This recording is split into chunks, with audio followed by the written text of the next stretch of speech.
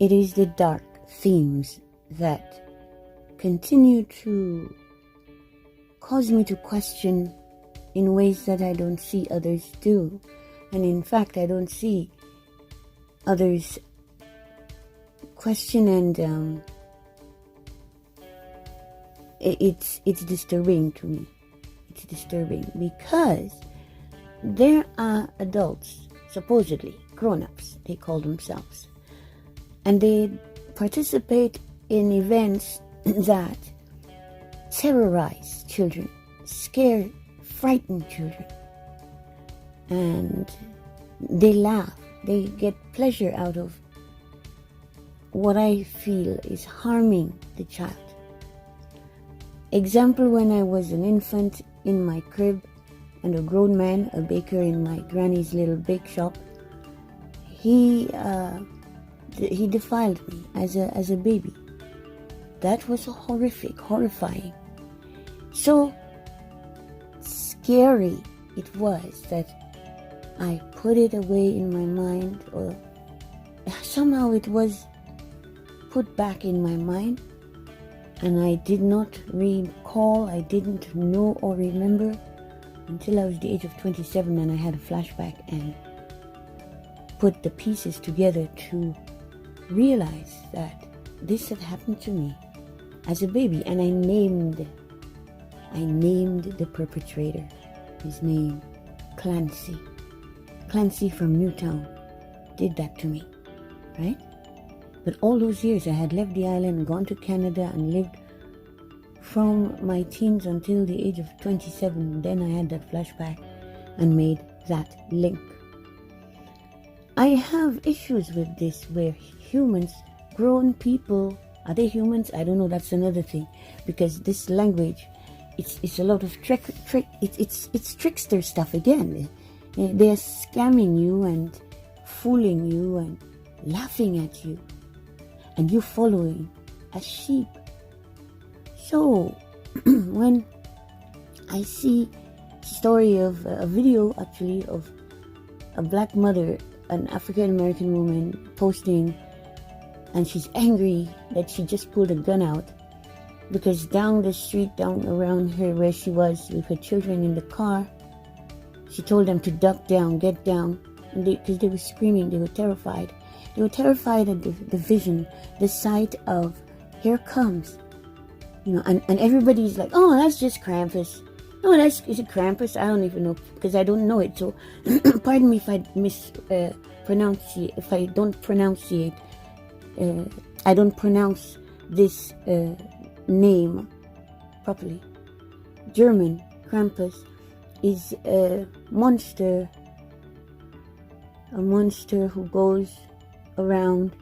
It has to do with Christmas, where all the bad children are taken, kidnapped, snatched, and locked up and eaten and feasted on and tortured and laughed at. Okay? So how I make the connections, I see repeatedly coming up in my line of vision. Pardon me. And there is a Lady Kaka. There is Marina Abramovich and many others. And here I'm seeing these art shows, art events, and artists and art lovers and buyers. It's an industry. And here is Marina Abramovich. She's Croatian or Serbian or something like that. And there is Lady Kaka with a spoon, taking from the blood or whatever gravy juices of. It's supposed to be a black male body with no head, and it's in the position of like a pig when they roast a pig, but instead it's a black male man. Then they have a statue. They've actually done a sculpture, and the various ones. It's more than one I saw. Of it looks like a black male again, and it has a title. I don't remember the title, but the head is again not there. There's no head. Well, it's in a hole. It's in a hole like an ostrich. And it's like a turkey or chicken for Thanksgiving or Christmas. And the white people and everybody's hanging around, standing around. There's Lady Kaka, there's Marina with spoon, drinking whatever. Is it blood? I don't know. It looks like blood, yeah. Then there's Marina again, and she's got buckets of blood and just dashing the blood on the walls and dashing the blood. I think I saw a little child. And the blood is thrown, and it's thick, and it's blood. It's blood. I don't like the sight of blood. I never have. Although I eat blood pudding, but not very often, and only by certain cooks. In fact, the only black pudding I want to eat is from Dominican woman, because of the way we season everything. I don't even want to go there right now. That's blood for me. I will eat that. Because as a child, that's what they gave. You see, that's what they give to me. The background of the French patois, Creole. That's what we speak, yeah. And then there is African. So for me, it actually was good because I'd always been anemic, and that helps. It really helps me. But for me to take blood and play with it, there was someone I used to know. She was very high femme. Then she became a butch dyke. I guess they call her stud now, or possibly even trans men. Who knows? But I visited several times I went to her place. Really nice little apartment. She lived just across the street from me, actually, very close. And so she would come over, I'd go over. And that's the first time I'm visiting at that place. I go into the washroom, I sit down to pee, and I'm just looking. I'm looking ahead of me. I'm realizing I'm seeing all these women's symbols drawn on with fingertip. And I look around, and that's all I see. The walls are covered. All the walls are covered with symbols, women's symbols, drawn with fingertips. But I didn't know what the paint, what is the color, what it looks like blood, but I don't know. I don't imagine someone is going to use blood and draw this as wallpaper in an entire whole bathroom, 4 walls. So when I go out, I ask my friend whose background is, she says she's Roma, and that is parents Russian, and the Roma, she gave her roots as South Asian, which is funny because she tried to get the South Asian queer people to accept her, and they didn't, because at the time she was poor and in their eyes insignificant. But she told me it was her menstrual blood, man. She'd taken her menstrual blood and decided it was excellent idea to do this, to put this. So I think some people just have a fascination with blood. But here's this thing, right? If you were to see her, the last times I saw her, she was doing the man thing, like she's a man now, which to me is ironic, right? Because I don't know any woman who ever did that, and the one who claimed to have been a woman at the time who did that, she's no longer identifying this way. Very masculinized. So anyway, it's just to me a twisting of things that make me uncomfortable, and that's okay, right? I feel uncomfortable, and it's okay. I feel uncomfortable because she's telling me, so what, were you sticking your finger in your vagina? Yes, vagina. You stick it in there and you draw. And how long do you do this for? Did you do this Every time you had to use the washroom, did you do this all at once? Did you save the blood like Marina in a pail? You don't have that much menstrual blood. So here is Marina with her blood doing her art. That's her art.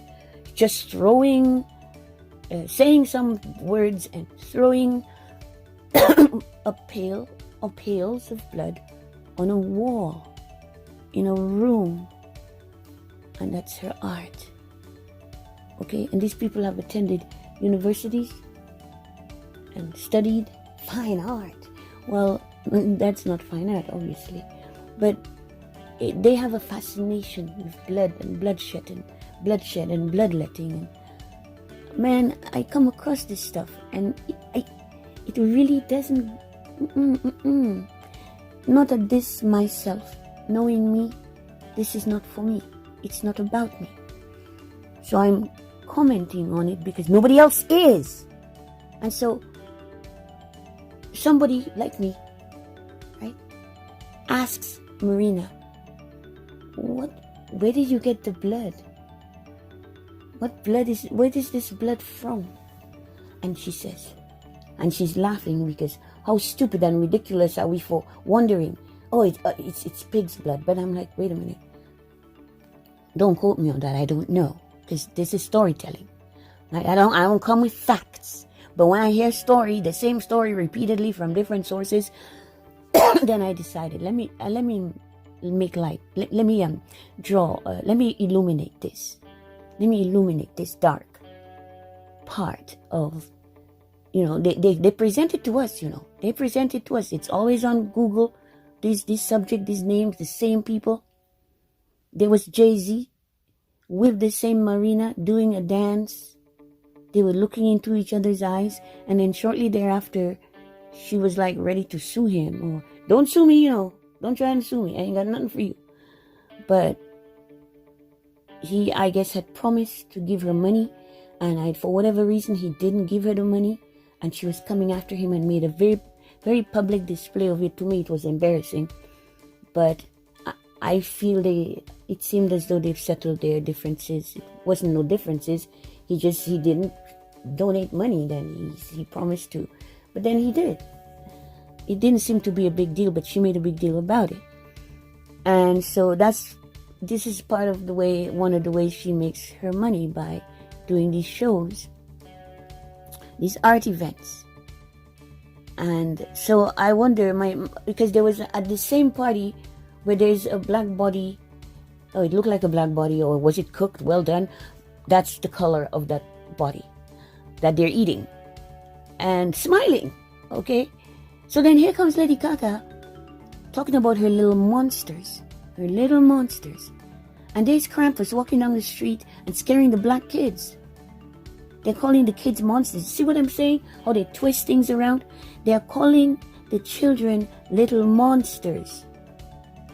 And the real monsters are doing things to the children, scaring the hell out of them. They're the monsters. They're calling the children monsters. And the children are horrified, terrified, terrorized, traumatized. And all of you, the rest of you out there, you are participants. You're a part of it. And you're saying nothing. And there's Halloween. Oh man, they can't wait for Halloween. Hello. They can't wait for that night. It's one night. And they can't wait. You see? And those people, anything goes with them. Anything goes. So, I just want to know, what is it? What is the big thing about being Luciferian? That's what it is about.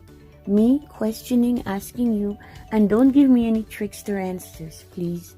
Don't give me a 6 for a 9. You know what I mean? Wink, wink. Don't give me a 6 for a 9. Don't tell me up if you mean down, right?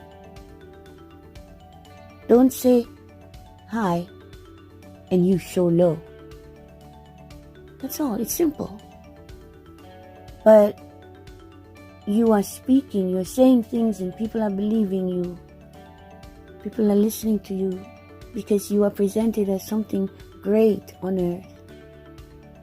But these are the things you are engaging in. Where is the greatness of that? And here is the thing.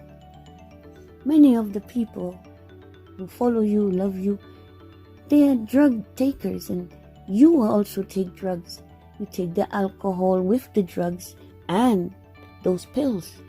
You gotta take the pills, you gotta inject the needles, you gotta smoke. You know, it's it's potent. And I can't do those things because for me, the average person's cannabis consumption makes me be considered a joker smoker. That's what they call me. When I hung out with Rastas, they called me a joker smoker because they roll these big fatties and they keep sucking that. You know, they actually smoke the whole thing. They smoke the whole thing from beginning to end. And I'm like, holy shit! I take 2, 1, 2, right? And that's it. I'm fucked up. And they were smoking that straight up. I wanted to do all those things, but I couldn't. I couldn't keep up with those people doing those things. So I learned I don't like this strong stuff that make me not want to do anything, but sometimes it's okay to do that. But I want to be productive. I want to do things while I'm, feeling the buzz. So I developed my own strain, and I only smoke my stuff that makes me feel so relaxed that I don't, and I question, I'm like, am I high? Is that a buzz? Am I buzzing? But when I go around and do things and I get all these things done, and I still have that sensation in my head and in my belly, right? It's almost like a hash. The nipples erect, the nipples stimulated, the nipples hard. It does that to me, and it makes me feel down there. It's like hash to me, but it's not strong. Because when I try to smoke with my white friends, their weed, it had this funny smell and taste that I felt was like chemical in nature. It seemed as though it was done hydroponically with chemicals and who knows what, that caused me to feel like I want to throw up. And I also was too strong. It's too strong. And I realized how, and those kids smoke that. They smoke blunts, they roll blunts, and they smoke till it's finished. And I'm saying, I don't do that. I smoke a little spliff, and I have a few tokes, and I put it out. It's not even a third. It's barely a third, and I put it out. And then later I go back and I do again. And so this will last me some time, because I'm not smoking the whole thing all at once, which is what people often do. People young and old, they all do it. And I can't keep up with that, and I don't want to. I just want that nice sensation, because otherwise if I do it what you're doing, then I can't converse, I cannot speak. So if I'm with you, you end up just doing all the talking, right? Some people, I'm with them and they don't stop talking. They don't even let me have a way in. Even if I may have initiated the conversation, they're just going, and this is why I have had to stop talking to people, because it's never to me balanced. When I communicate, I like balance. Yeah, you have to be aware that you are engaging someone else. You have to be aware that it's a two-way thing. It's a give and take. It's a back and from, to and fro. You talk, and I like to listen to someone who's knowledgeable and knows a lot, so I will be listening to you. But at some points, I want to interject, and you don't, and I'm not that aggressive, although I have a reputation for being, I'm not. alcohol is a depressant, and not only that, it's just bad. It's bad news, especially for indigenous people. I notice certain communities can drink heavily and others can't. Booze is not for the black people. Booze is not for the red people. Booze is not for the yellow people. And booze is not for the brown people. Booze is for the white people. Yes, it is. Yes, it is. I know the indigenous people did make their brew. Everybody made their brews, right? Even me as a little child, I was trying to make wine from ginger and brown sugar. I was trying to make wine. That's funny, but that's another story. So there are paths to take in life, and I have always, it seemed, walked my own path, because I have tried to walk the paths of my peers, of my friends, co-workers, family members, my groups. I cannot seem to take their paths. I can't. I take my own, and that's okay. It's quite all right. So I find myself embracing solitude, which I have always done. This is nothing new. But I keep the company of less and less people, though. I think it's easy for me to do this and not feel lonely because I live with my family. You see, I have family members and there are customers coming and going. So though I hardly go anywhere anymore, I like that. I like that because to leave my house without a driver, if I go anywhere and I don't have a driver escort to take me and take me back, and I go out there on my own, too frequently there are guys thinking it's okay to just come and talk to me. When I was younger, it was kind of traumatic, but I handled it, and it was a bit stressful, but people would always, I used to have different hair colors. I used to have the purple and pink, which I would let fade into beautiful light pink and like a mauve. And so it seemed to draw attention a lot.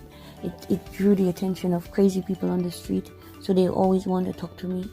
And the children always were admiring and complimenting, and little grandmothers were always stopping me and telling me how, oh, my grandchildren love your hair. So I'm accustomed to that, but I grew to not like it because then they want to touch my hair and they want to ask me questions, and I'm not there for that. Because I like to be in peace by myself doing my thing, unless if I have a companion. And even sometimes the companion, they have to be correct, they have to be right. It can't be just anyone, because people can be irritating. They can. So that's why I like peace, because I love peace in my life. I have less people around me, and I've had to learn this the hard way. Some people are just what they call evil.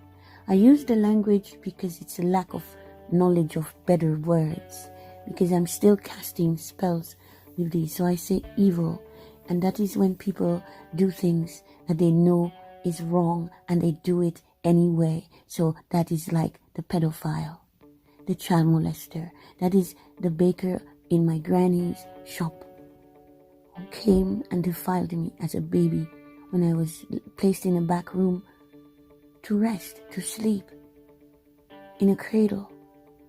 And he came and did what he did. That is wrong. And so I'm linking it to these people, because it's not just big bodies of adults. They have the adult bodies out in public, but privately, the stories are that they are children. There are children being exploited. There's sex trafficking. There is pedophilia. And there's torture of children, and bloodletting of children, and bloodshed of children. And they have, again, what happened? Nobody talking about adrenochrome. I know it's real because of the data, the research I have. I've been all over the place about adrenochrome of the Yahoo. It's just there. But again, this mainstream media has made all of those topics like taboo, like conspiracy theories. They are labeled, and that is supposed to shut you up, and you are ridiculed, you are laughed at, and you are called foolish and stupid. And because you see, they're all educated, they're all educated at their own institution that they built from the wealth of our stolen lands and resources and bodies called slave during this slavery. That is still happening today. And then they're saying, because as much as they try to kill you, there's still more of you than them. And they can't have that. They can't handle that. So they want to kill as many of you as possible. And you're making that easy. You're making it so easy because you're just, you make them big. You make them be something great. Even if they're not, you make them great. Because you're watching them, you're listening to them, you're following them, you're admiring them, you're worshiping them, you're loving them. And look at what they're loving. The evil. They're devilish. They're twisting things around. Up is down. Right is wrong. Wrong is right. I can't go along with that. But many of you do it because you're not even sober. You're not sober. You're high. You're high and you're drunk. And so you don't give a shit. You don't care. Because you're feeling good. You're in that zone. You're in that headspace. High. I never liked, people try to put drugs on me, And after, because they're relentless, they want you to do it with them. Oh, come on, try it, please, come on, just once. And after they will wear you down, they'll wear you out. And just to make them stop, you just try, okay, I'll take a little, right? And you do a little, which is what I did. They tried to give me acid, I think. I don't even know. These drugs, just different drugs at different times. And nothing ever worked, like mushrooms. How many times different people try, here, there's some mushrooms, take. The mushrooms never had any effect. They had no effect on me whatsoever. And there were different sources over the years, different people giving to me, never worked. And here I keep hearing people talking about mushrooms and how great and great. Before you die, you gotta have mushrooms. I'm like, I've had and it did nothing. Because I'm high already. I'm tripping already. I'm filled with spirit. Full of God. God in me. With God in me, I don't need any drugs. I don't need altered states. I am. I simply am. So, this obsession with the bloodshed and the bloodletting, because you see, my family, we age gracefully. People always think we're much younger than our age. I just was so youthful because of being active, and having a consciousness tends to keep you healthier. Even if I had my fair share of junk food, I'm not perfect, but I'm pretty close. That's because I'm conscientious. I am observant, aware, conscious. I need to know. I always need to know. Because when you are born a little baby and grown people come and do stuff to you, when they have the power, they have all the power. And with all of the power bestowed unto them, the greatest thing they can think to do, the best thing they can think to do is come and defile a child, frighten a child, terrorize a child, traumatize a child. Why? Why must you do that? Because you are those things. Thank you. I am Domina de la Pai, Mistress Sasha Storm.